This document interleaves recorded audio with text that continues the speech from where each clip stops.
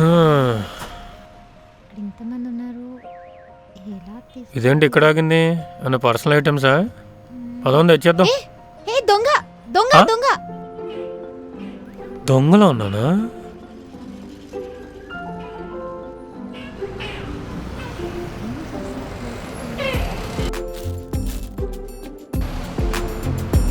ఇదిగో.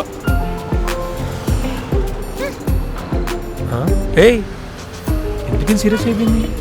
ఏ ఆగు. హే ఏయ్ థ్యాంక్స్ అలాంటివి ఏమొద్దు, ఇట్స్ ఓకే. బుర్రుందా నీకు? ఒక అమ్మాయికి పర్సనల్ ఐటమ్స్ ఇలా నేను తీసుకొస్తా? థ్యాంక్స్ ఎక్స్పెక్ట్ చేశా, ఇలా తిడతావు అనుకోలేదు.